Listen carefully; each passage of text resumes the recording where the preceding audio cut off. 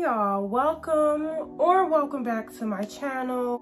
I know I'm coming on here like I just saw y'all last week or like a couple of days ago something and I didn't, but whatever, we're not even gonna talk about that. We just gonna hop into the video because we on a mission, okay? Even though I've been going, we are still on a mission. FYI, y'all probably gonna hear a lot of noise and commotion outside because nieces and nephews are here and my siblings are outside and they're pretty loud. So let me go tell them to be quiet. In this video, I'm going to be showing you guys or letting you guys know, if you didn't know, the essentials for Ramadan. Things that would be helpful for you to have for Ramadan. These are things that you may already have around your house if you have been Muslim already, or you're probably a new Muslim who doesn't really know and needs help and needs someone to, you know, let you in and let you know what's good.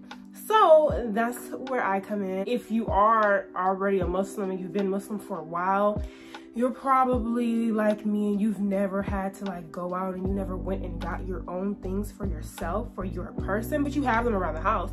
So I feel like this is a video that, you know, will help others like me, you know, go out and get their own things, because it is a different feeling just having stuff that's yours, you know? Just pick up the Quran, it's mine. Also, I'm going to be sharing you guys some tips and tricks that help me and people I know fasting throughout the day, getting through the day, and just feeling good about your fast. You know, when you finish a fast and you're like, this was a good fast, this was a good day. I have a little bit of tips to, you know, share with y'all so that y'all won't be left in the dust.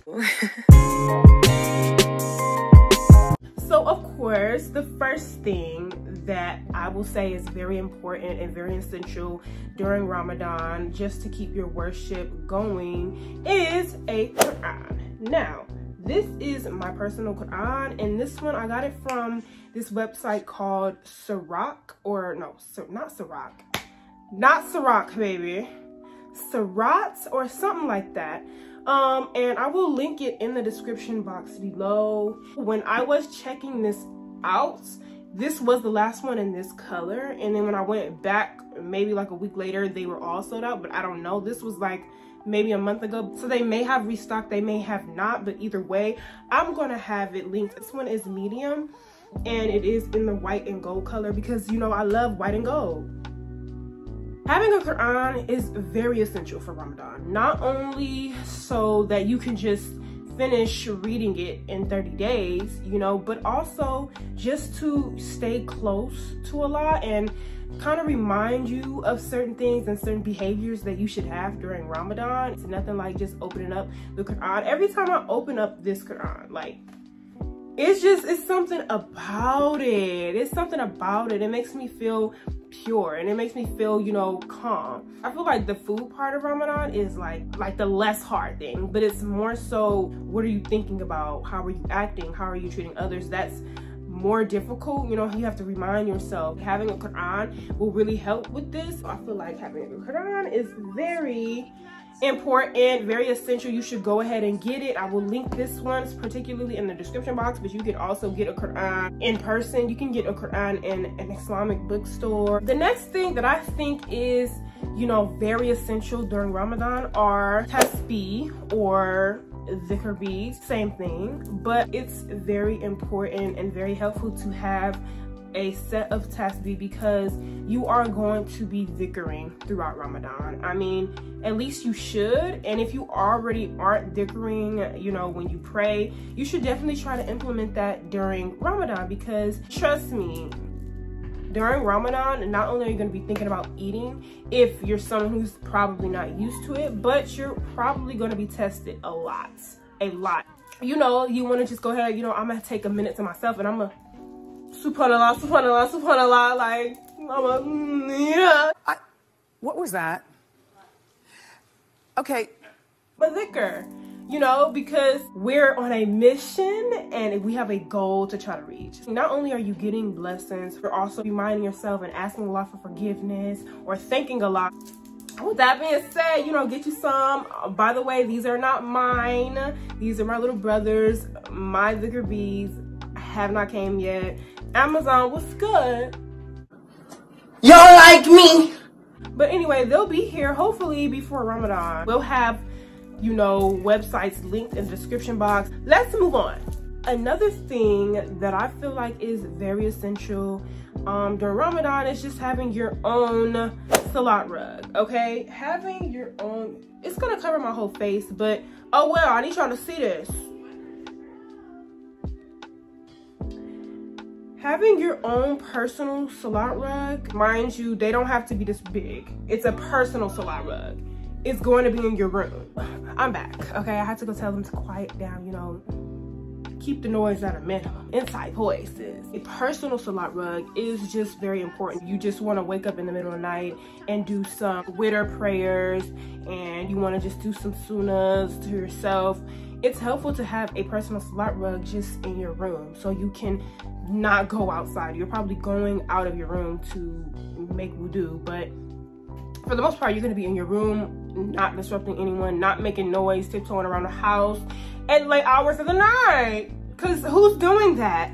A personal salat rug is definitely something that I personally feel like is essential during Ramadan. Another thing that I feel like is very essential during Ramadan, and I don't have this with me, but I feel like dates, like the fruit, dates are very essential for Ramadan, because if you don't know, you should be breaking your fast with water and dates. And most of us, myself included, mainly me, are not breaking our fast with water and dates. You can get dates anywhere. You can get dates at a halal market, or you can get dates probably at a Whole Foods or some health grocery store like that, because dates are not only very healthy and filled with nutrients, but dates are one of the foods that the Prophet Muhammad ﷺ used to eat, especially when he used to break his fast. So we want to be like that as much as possible. We want to get us some dates and some water and just keep them. So those are some very important essentials, like the basic essentials that you should have during Ramadan, or at least that I have.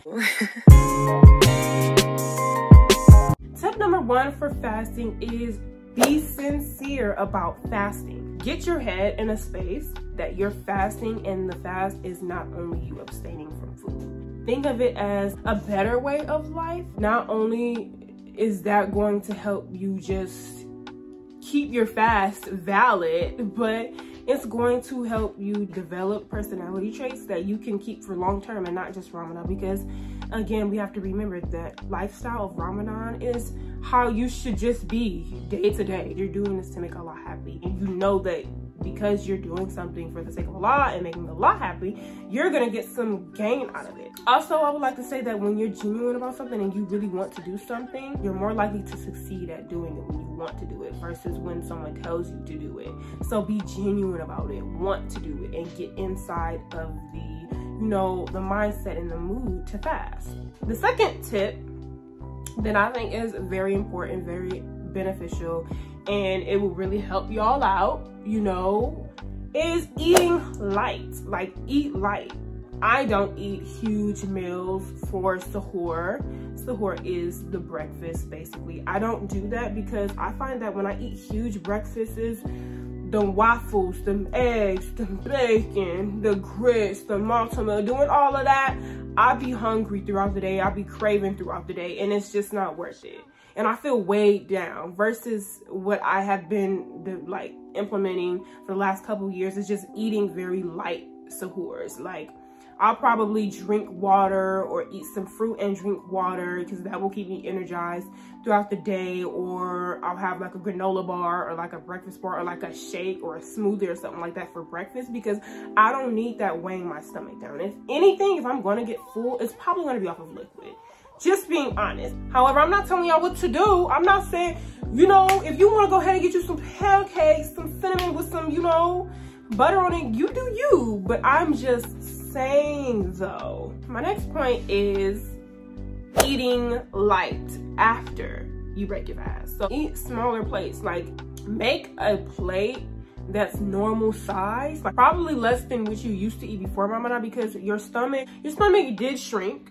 Okay, you've been not eating all day and you've probably been fasting for like a week or something. Your stomach is definitely smaller than it was when you started fasting. If you want some more food, or if you feel like you're gonna want more food, which you're probably not, you can go and get you some more food, as opposed to you just getting a whole bunch of food. And either you're going to get a whole bunch of food and not eat it all, save it for later, take it home with you, put it in the refrigerator, and forget about it. 2, you might just eat all of the food.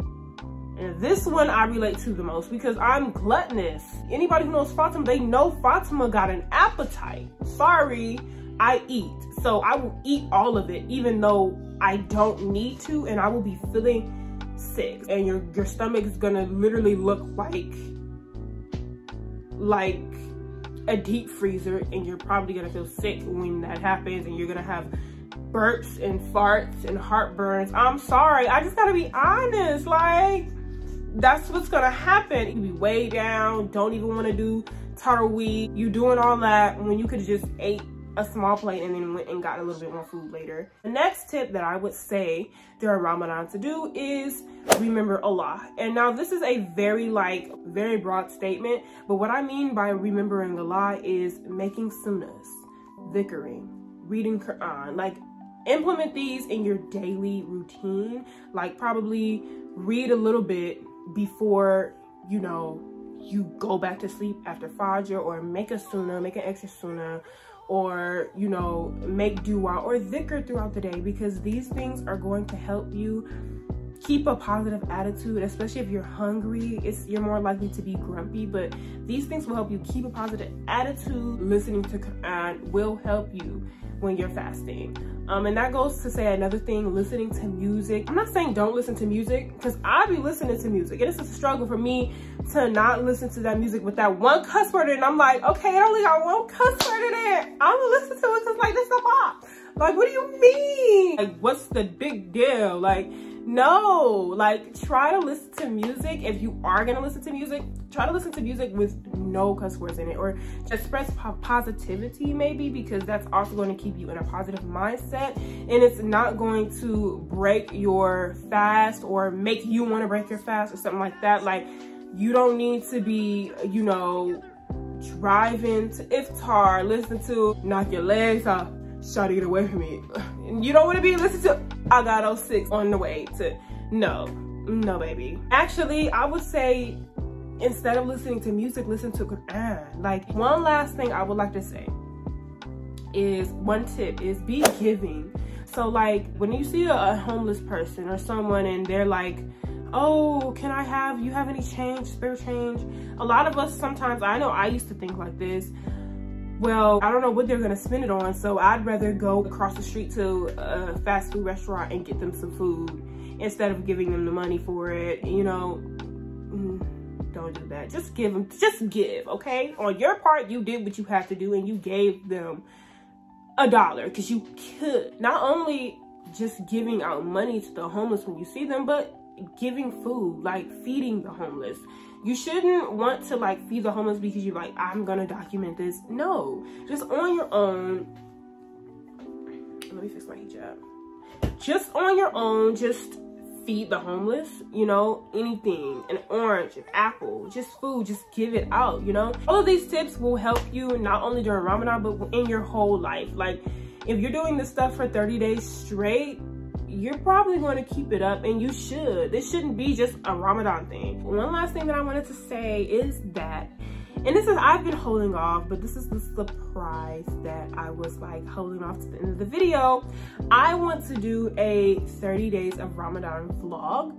So what a 30 days of Ramadan vlog is basically going to be is like, you know, a vlogmas. But I would definitely want to make one for Ramadan because I don't feel like we have one. But from my knowledge, I have not seen anyone do this yet. And I definitely want to introduce this. I also want to inform people, those of you who don't know what Ramadan is, or you're interested in Ramadan and you're interested in Islam as a whole. What is Ramadan? What do people do? What do Muslims do during Ramadan? Is Ramadan a holiday? Like, a lot of you have this notion, or you guys think that Ramadan is a holiday. Ramadan is not a holiday, baby. Ramadan is a month, baby. Ramadan is a month. Eid is a holiday. And there's 2 of those every year. I feel like I could be informing not only Muslims, other Muslims, but, you know, just people in general, because everyone should be aware of what Ramadan is, what Eid is. So I would like to make a 30 days of Ramadan vlog because I feel like Ramadan deserves that. So that's what I will be doing, all 30 days of Ramadan, inshallah. Okay, I'm trying I know it's gonna be hard because y'all know me, out of all people, I got an issue with consistency, and I'm gonna say that straight up. With that being said, I would like to thank you guys for stopping by, and please give this video a thumbs up. And if you have any tips or essentials that you think I missed or you feel like you should add, please list them in the comment section below. Please go ahead and do that. I would like to know as well. If you know anyone else that's doing a 30 days of Ramadan vlog, also link their channel below so I can check them out and I can get some tips because I'm nosy. You know, I would like to see a 30 days of Ramadan vlog, so I'm making one. And if there's one out there, let me know, because I will be there. All right, bye-bye.